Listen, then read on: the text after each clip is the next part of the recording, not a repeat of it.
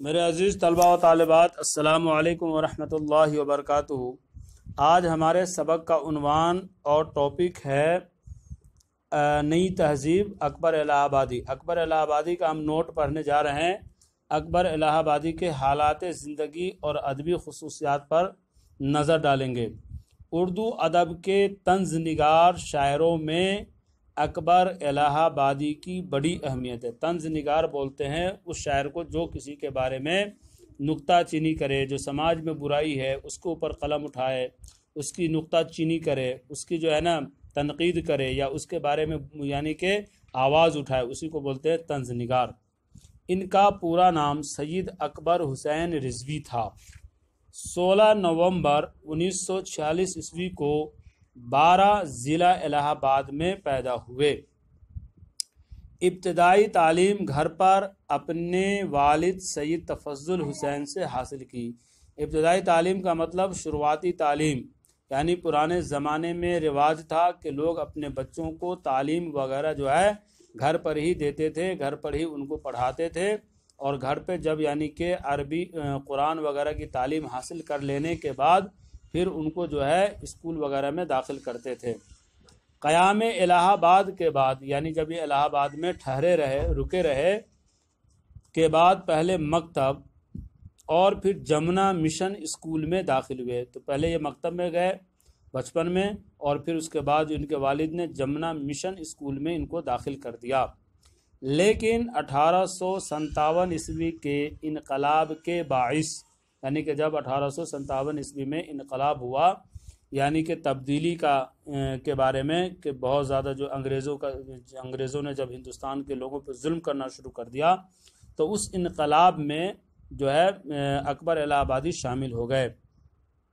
انقلاب کے باعث تعلیم جاری نہ رکھ سکے، یعنی اپنی تعلیم کو ترک کر دیا، اور یعنی کہ اس تحریک میں پھر شامل ہو گئے۔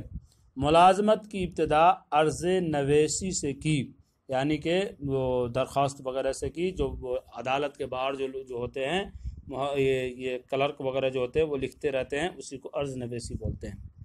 1866 عیسوی میں مختاری یعنی میتھمیٹکس کا امتحان پاس کیا، اور کچھ مدت کے بعد الہ آباد ضلع میں نائب تحصیلدار ہو گئے۔ ترقی کرتے کرتے 1881 عیسوی میں منصف کے عہدے پر مامور، یعنی جج کے عہدے پر مامور ہو گئے۔ 1894 عیسوی میں سیشن جج ہو گئے۔ 1903 عیسوی میں آنکھوں کی تکلیف کی وجہ سے قبل از وقت پینشن لے لی، کیونکہ آپ کے جو بیمار رہا کرتے تھے اور آنکھوں میں تکلیف ہو گئی تھی، دکھائی زیادہ نہیں دیتا تھا، جس کی وجہ سے آپ نے وقت سے پہلے ہی پینشن لے لیا، اور پینشن لینے کے بعد جو ہے پھر گھر پہ ہی بیٹھے رہے۔ اکبر کی زندگی کا آخری زمانہ ذہنی و جسمانی تکالیف اور پریشانیوں میں گزرا ہے۔ جو آپ کا آخری دور تھا، آخری وقت جو تھا، تو وہ ذہنی تکلیف اور ذہنی پریشانی میں گزرا ہے۔ اپنی اہلیہ اور چھوٹے بیٹے کی موت، یعنی آپ کی جو اہلیہ تھی وہ پہلے گزر گئی تھی، اور اس کے بعد آپ کے چھوٹے بیٹے کا بھی انتقال ہو گیا تھا، جس کی وجہ سے آپ ذہنی پریشانی میں مبتلا ہو گئے، اور نامساعد حالات، یعنی گھر کے حالات اچھے نہیں رہے، تو آپ بہت زیادہ دل برداشتہ، بہت زیادہ غمگین ہو گئے۔ بالآخر 3 ستمبر 1921 عیسوی کو 75 برس کی عمر میں ہمیشہ کے لیے سو گئے، یعنی کہ انتقال کر گئے، اس دنیا سے رخصت کر گئے۔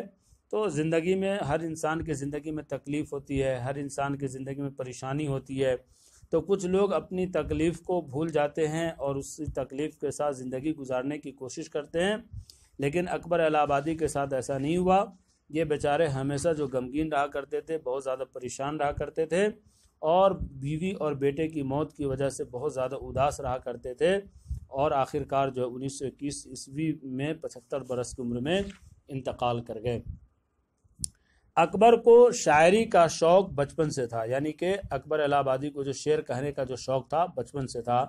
انہوں نے زمانے کے مزاج کے مطابق شاعری کی ابتدا غزل گوئی سے کی، کیونکہ اس زمانے میں غزل کا رواج زیادہ تھا، تو غزل گوئی بھی کی ہے، لیکن غزل میں آپ کو شہرت نہیں ملی ہے، آپ کو جو شہرت ملی ہے وہ نظم میں ملی ہے۔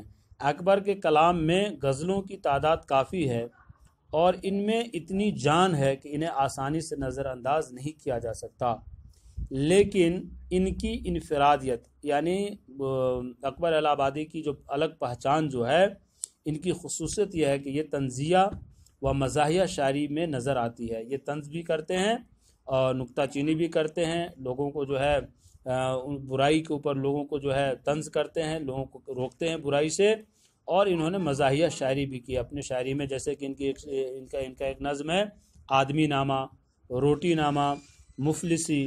اس میں جو ہے ہنسی مذاق میں انہوں نے بہت اچھی بات بیان کی ہے، جو ان کی دائمی شہرت کا باعث بنی، جو ان کی ہمیشہ شہرت کی باعث بنی۔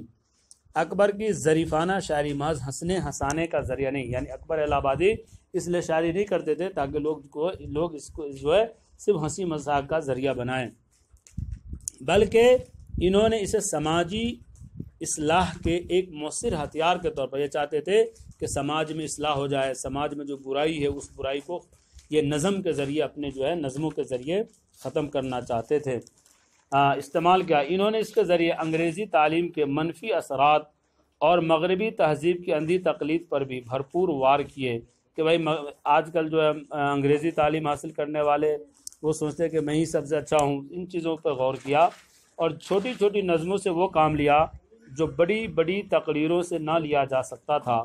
وہ معاشرے کی خامیوں، جو سماج میں برائی ہے ان کے اوپر جو ہے بڑے دلچسپ انداز، یعنی معاشرے کی خامیوں کو، برائی کو بڑے دلچسپ بہت اچھے انداز میں ابھارتے ہیں اور لطیف پرائے میں طنز کرتے ہیں جو ناگوار نہیں گزرتا۔ ان کے یہاں شیخ، بدھو، جمان، کلو، اونٹ، ٹٹو وغیرہ نئی نئی وضع کے ساتھ، نئے نئے طریقے کے ساتھ جلوہ گر ہوتے ہیں۔